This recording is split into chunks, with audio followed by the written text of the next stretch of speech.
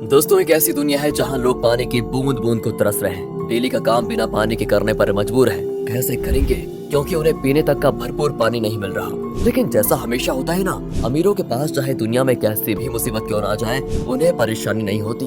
वैसा ही कुछ यहाँ पर भी है दोस्तों। बड़ी बड़ी प्राइवेट कंपनी ने जमीन के अंदर पानी निकालने के लिए मशीन लगा दी है, क्योंकि अभी भी कहीं कहीं ऐसी जगह हैं जहां जमीन के अंदर से पानी निकाला जा सकता है, और उन जमीनों से जितना भी पानी निकलता है उसे शहरों में सप्लाई कर दिया जाता है, जहां पर अमीर लोग रहते हैं। लेकिन गरीब लोग बेचारे गांव में रहने पर मजबूर हैं। उन्हीं गरीब लोग में होम्स परिवार भी रहता है दोस्तों, जिसमें पिता अर्नेस्ट, माँ कैथरीन, बड़ी बेटी मैरी और छोटा बेटा जेरोम शामिल है। बड़ी मुश्किल से ये परिवार गांव में अपना गुजारा कर रहा था। अर्नेस्ट की काफी बड़ी जमीन भी थी, जिसमें उसके पिता खेती किया करते थे। लेकिन पानी की कमी होने की वजह से अर्नेस्ट खेती नहीं कर पा रहा है। उसने सरकार से भी बात की कि मेरी जमीन अभी भी फर्टाइल है, यानी कि पानी मिले तो इस पर फसल उगाई जा सकती है। लेकिन किसी को भी अर्नेस्ट की बात पर भरोसा नहीं है। इसलिए अर्नेस्ट खुद से ही जमीन खोद कर ट्राई करता है कि क्या पता उसकी किस्मत अच्छी हो, उसे पानी मिल जाए, जिससे उसका खेत फिर से हरा भरा हो जाएगा और फसल बेचकर वो पानी की कमी को भी अपने परिवार के लिए पूरा कर लेगा। दोस्तों, एक दिन की बात है कि अर्नेस्ट के खेत में जहाँ उसने पानी निकालने के लिए मशीन लगाई थी, वहाँ पर 2 चोर आ जाते हैं जो उस मशीन को चुराने आए थे। अर्नेस्ट तुरंत ही गन लेकर वहाँ पहुँचता है, और चोरों को जैसे ही पता चलता है कि अर्नेस्ट यहाँ पर आ चुका है, वो लोग बहाना करने लगते हैं कि हम तो बहुत दूर से आए हैं, थोड़ा पानी मिल जाता तो आपकी मेहरबानी होती। पर दोस्तों, तभी वो चोर मौका देखकर अपने पास रखी गन निकाल लेते हैं ताकि अर्नेस्ट को शूट कर पाए। लेकिन अर्नेस्ट का पाला तो ऐसे चोरों से डेली पड़ता था, इसलिए वो तुरंत ही उनके शॉट करने से पहले ही गन चलाकर उन्हें वहीं पर ढेर कर देता है। देखा दोस्तों, ऐसा हाल हो गया है पानी के लिए कि एक दूसरे की जान लेने में तुले हुए हैं लोग। अर्नेस्ट अपनी मशीन को चेक करने आता है, लेकिन बेचारे को पता चलता है कि यहाँ से जो थोड़ा बहुत पानी निकलता था वो भी खत्म हो चुका है। इसका मतलब कि अब उसे दूसरी जगह फिर से गड्ढा खोदकर मशीन लगानी होगी ताकि वहाँ से पानी निकाला जा सके। अर्नेस्ट अब जेरोम के साथ वाटरमैन के पास जाता है। दोस्तों, वाटरमैन ऐसे लोगों का ग्रुप है जो प्राइवेट कंपनी के लिए काम करते हैं, बड़ी बड़ी मशीनों को लगाना ताकि अंदर से पानी निकाला जा सके, और ये पानी शहर में सप्लाई किया जाता है। वैसे अर्नेस्ट लोगों को शराब या खाने पीने की चीजें डिलीवर करने का काम करता है। वो शहर से सारी चीजें अपने गधे पर लाद कर लेकर आता है और इन वाटरमैन को दे देता है। उन्हीं वाटरमैन में मैक्स नाम का एक आदमी भी शामिल है, जिससे अर्नेस्ट की थोड़ी अच्छी पहचान होती है। अर्नेस्ट मैक्स से कहता है कि देखो भाई,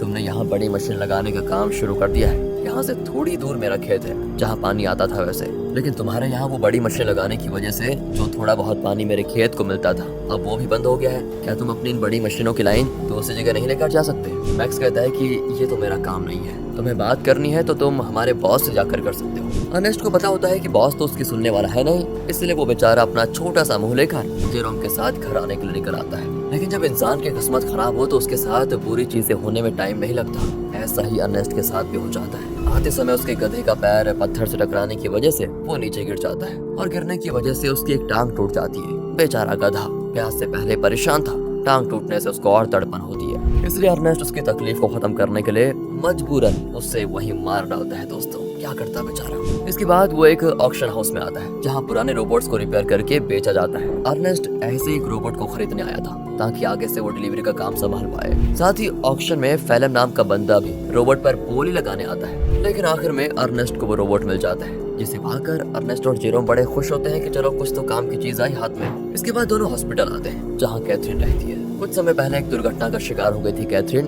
इसलिए वो चल फिर नहीं पाती। इसलिए हॉस्पिटल में वायर के जरिए कैथरीन को रखा जाता है। वायर मतलब जो कैथरीन को चलने में मदद करते हैं। अब देखिए, अर्नेस्ट के पास इतने पैसे तो है नहीं कि वो वायर का सिस्टम खरीद कर घर लेकर आ पाए, इसीलिए वो और उसके परिवार के लोग हॉस्पिटल में ही कैथरीन से मिलने आए जाया करते हैं। अब हॉस्पिटल के बाहर अर्नेस्ट की मुलाकात रॉबी नाम के बंदे से होती है, जो अर्नेस्ट का बढ़िया दोस्त है, काफी ज्यादा करीबी है। उसके पास तो रहने के लिए घर तक भी नहीं है, साथ ही वो दिमाग से भी थोड़ा कमजोर है। इसलिए अर्नेस्ट उसके पास जो थोड़ा बहुत पानी होता है वो रॉबी और उसके परिवार को दे देता है, क्योंकि भले अर्नेस्ट के पास भी पानी की कमी है, लेकिन बंदे का दिल बहुत बढ़िया है यार। अब वहाँ से अर्नेस्ट जैसे ही घर आता है ना, उसके पास फेलम पहुँच जाता है, जो उससे कहता है कि मुझे तुम्हारा रोबोट चाहिए, कुछ जरूरी काम है। अर्नेस्ट को पता था कि फेलम एक नंबर का बदमाश आदमी है, वो रोबोट वापस करने में नाटक करेगा। इसीलिए दोस्तों, अर्नेस्ट रोबोट देने से साफ मना कर देता है। साथ ही दोस्तों, मैं आपको बता दूं कि फेलम और अर्नेस्ट की बेटी मैरी का एक दूसरे के साथ चक्कर चल रहा है। अर्नेस्ट ने कई बार मैरी को समझाया कि वो फेलम से दूर रहे, वो अच्छा इंसान नहीं है, लेकिन मैरी है कि सुनने को तैयारी नहीं होती।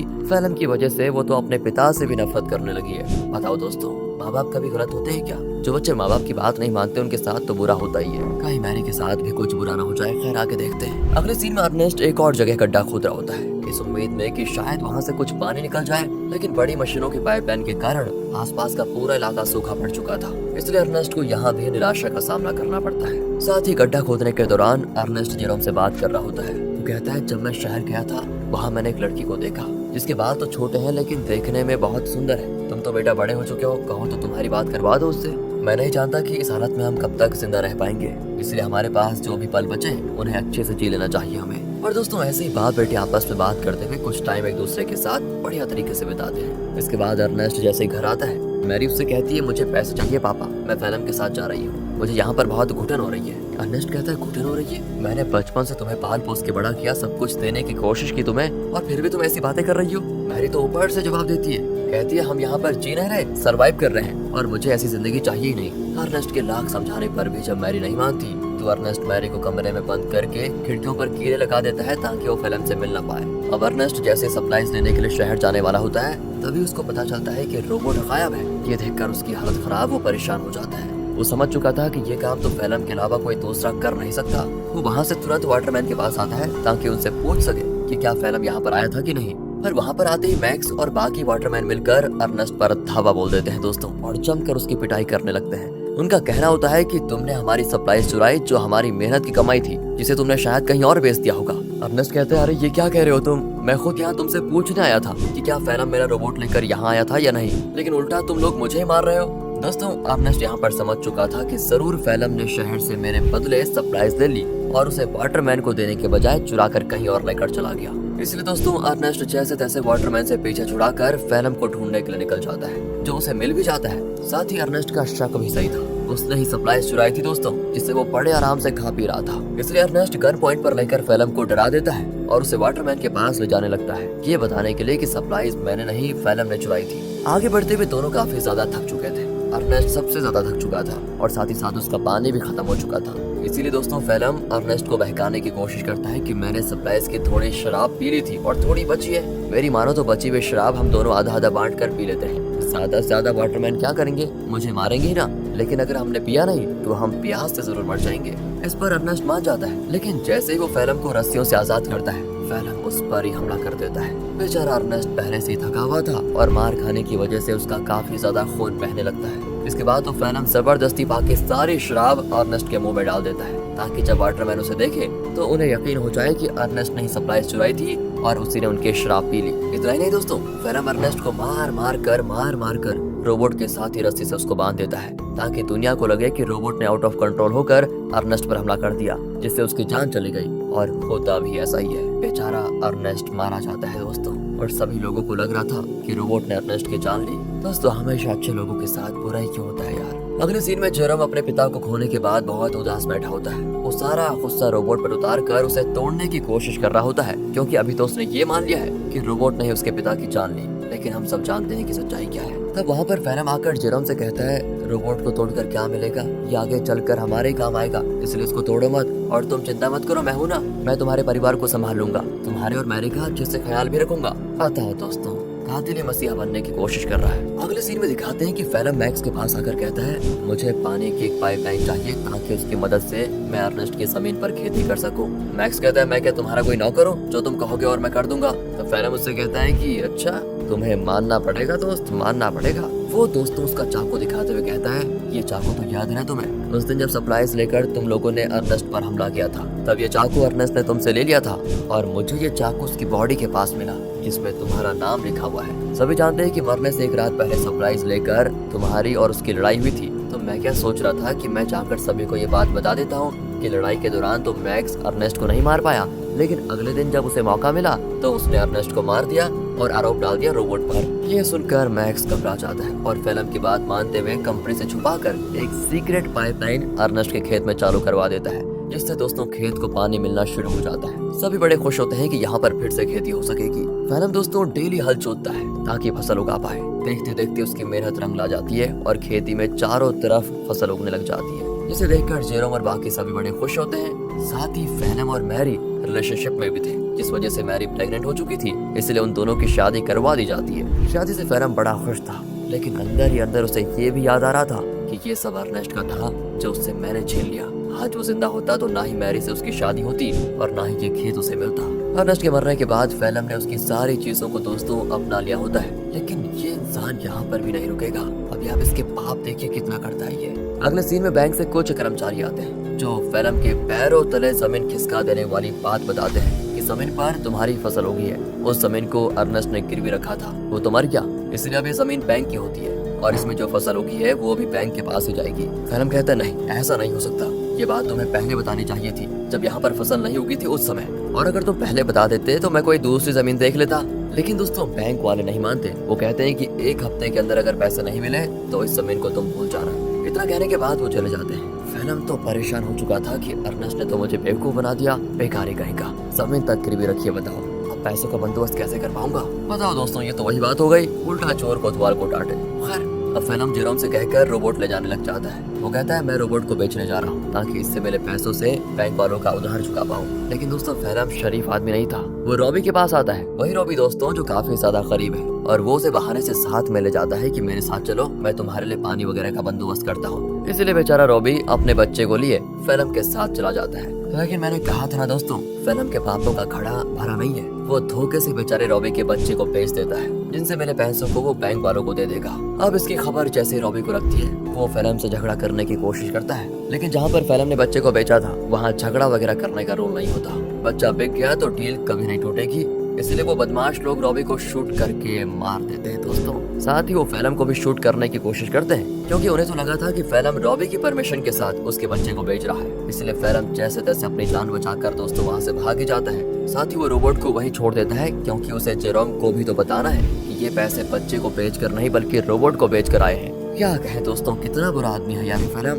तभी तो दोस्तों अर्नेस्ट अपनी बेटी मैरी को मना कर रहा था इसके साथ रहने के लिए। अगले सीन में बैंक को पैसा देने की वजह से जमीन फिर से फेलम की हो जाती है, तो वहीं रोबोट आगे बढ़ते हुए अपने ओरिजिनल ओनर के पास जाने के लिए निकल पड़ता है। क्योंकि जब वो बदमाश लोग फेलम और रॉबी को शूट कर रहे थे तो कुछ गोली रोबोट को भी लग गई थी, जिससे हुआ ये कि रोबोट की डिफॉल्ट सेटिंग ऑन हो गई और इसीलिए वो अपने ओरिजिनल ओनर के पास जा रहा है जो कि शहर में रहता है और ओनर का नाम है कैल्विन। वो जैसे उस रोबोट को देखता है तो बिल्कुल हैरान हो जाता है कि ये किसका रोबोट घूमकर वापस मेरे पास आ गया। उस रोबोट पर दोस्तों अर्नेस्ट का नाम लिखा हुआ था, इसलिए कैल्विन रेडियो के जरिए अर्नेस्ट से संपर्क करने की कोशिश करता है ताकि वो आगे आए और अपने रोबोट को वापस लेकर जाए। जेरोम तो जैसे ही रेडियो को ऑन करता है तो बिल्कुल हैरान हो जाता है कि फेलम ने तो कहा था कि उसने रोबोट को बेच दिया, अब ये कैल्विन बता रहा है कि रोबोट उसके पास है। इसलिए दोस्तों वो डिसाइड करता है कि अगर कैल्विन रोबोट वापस देना चाहता है तो कोई नहीं, ये तो बहुत अच्छी बात है, मैं जाकर उसको ले लेता हूँ। अगले सीन में जेरोम को रॉबी की पत्नी दिखाई देती है, जो रॉबी और उसके बच्चे के वापस न आने पर सदमे में जा चुकी थी। वो एक गुड़िया लेकर रॉबी और अपने बच्चे के आने का इंतजार करती है। सच में दोस्तों बेचारी के साथ बहुत बुरा हुआ ना। एंड इस चीज को देखकर जेरोम को लगता है कि जरूर कुछ तो बात है जो फेलम छुपा रहा है। जिसके बाद वो शहर की बॉर्डर पर आता है, लेकिन 18 साल से कम होने की वजह से गार्ड्स उसे शहर में जाने नहीं देते। तब वहाँ पर एक लड़की आती है जिसका नाम अना है। वो जेरोम से कहती है मेरे पास आ जाओ, मैं तुम्हें शहर भिजवा सकती हूँ, वो भी बहुत कम पैसों में। जेरोम जैसे ही अना को देखता है तो बिल्कुल हक्का बक्का हो जाता है, क्योंकि वो हूबहू वैसी होती है जैसा कि अर्नेस्ट ने उसे छोटे बालों वाली उस लड़की के बारे में बताया था। याद है ना दोस्तों, जब अर्नेस्ट जेरोम से कह रहा था कि तुम्हारी शादी कर लेते हैं, उससे बात कर लेते हैं तुम्हारी, तो दोस्तों जेरोम उससे फिर अर्नेस्ट के बारे में पूछता है, लेकिन वो तो जानती नहीं अर्नेस्ट को। जेरोम भी आगे कुछ नहीं कहता और इसके बाद वो जेरोम को शहर तक जाने वाले सामान की गाड़ी में छुपा कर बैठा देती है और उसकी मदद से जेरोम शहर पहुंच जाता है। अब शहर आने के बाद जेरोम कैल्विन से मिलता है, जो उसे उसका रोबोट वापस कर देता है। रोबोट को जो गोलियां लगी थी कैल्विन ने उसे भी रिपेयर कर दिया था, साथ ही उसने रोबोट की सेटिंग भी सही कर दी थी। तब जेरोम जैसे ही रोबोट को ध्यान से देखता है तो पता चलता है कि इसमें तो कैमरा लगा हुआ है जो कि लेजर बीम की मदद से वीडियो रिकॉर्ड करता है। वीडियो साफ रिकॉर्ड तो नहीं होता,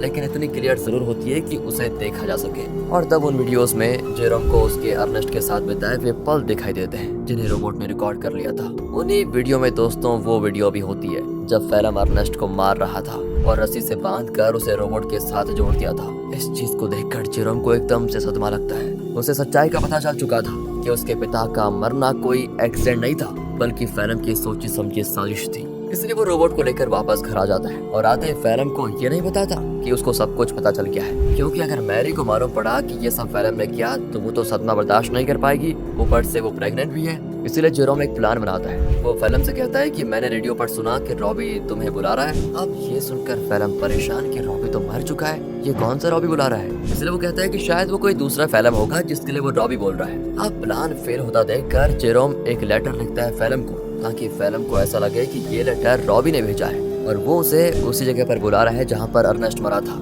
लेटर देखकर फिल्म समझ चुका था कि कुछ तो गड़बड़ी है, मुझे वहाँ पर जाकर देखना ही पड़ेगा। इसीलिए वो उसी जगह पर जाता है जहाँ पर उसने अर्नेस्ट को मारा था। आगे बढ़ते हुए उसे जमीन पर बना हुआ गड्ढा दिखाई नहीं देता और गलती से वो उसी गड्ढे में गिर जाता है जहाँ गिरने से उसका पैर टूट चुका था और वो मदद के लिए चिल्ला रहा होता है। तब वहाँ पर जेरोम गन लेकर आता है। उसे इतने गुस्से में देखकर फिल्म समझ जाता है कि जेरोम को सब कुछ पता चल चुका है और ये सारा प्लान जेरोम का ही था। तो फिल्म जेरोम को बहलाते हुए कहता है, देखो जो हुआ मैं उसके लिए शर्मिंदा हूँ, मुझे माफ कर दो, लेकिन देखो मैंने मैरी और तुम्हारे कितना अच्छे से ख्याल रखा, अगर मुझे कुछ हुआ तो मैरी ये सदमा बर्दाश्त नहीं कर पाएगी, इसलिए मुझे जाने दो। लेकिन जेरोम उसकी एक नहीं सुनता और सीधे फिल्म को शूट करके मार डालता है। इसके बाद वो रोबोट की मेमोरी भी रेज कर देता है ताकि कभी मैरी ये सब कुछ देख ही ना पाए। वो नहीं चाहता कि मैरी कभी कुछ इसका सच जाने। कुछ दिन गुजर चुके थे। फिल्म के घर न आने पर मैरी बहुत परेशान होती है। जेरोम कहता है कि वो अच्छा इंसान कभी था ही नहीं, तो मैं छोड़कर वो भाग गया। और ये सुनकर मैरी एकदम उदास हो जाती है और अपने दिल से फिल्म के लिए प्यार खत्म कर देती है। दोस्तों उल्टा वो उससे नफरत करने लगती है। जेरोम ने बड़ी शांति से अपना बदला ले लिया। इसके बाद जेरोम और मैरी घर चलाना शुरू करते हैं क्योंकि खेत उन्हें मिल चुका था। उन्हीं फसल को बेचकर वो पैसे जमा करेंगे ताकि अपनी माँ को हॉस्पिटल से घर लेकर आए। और इसी मिक्स फीलिंग के साथ दोस्तों ये मूवी यहाँ पर खत्म होती है। बाकी अगर आपको वीडियो अच्छी लगी हो, एक्सप्लेनेशन अच्छा लगा हो तो लाइक कीजिए, चैनल को सब्सक्राइब करें।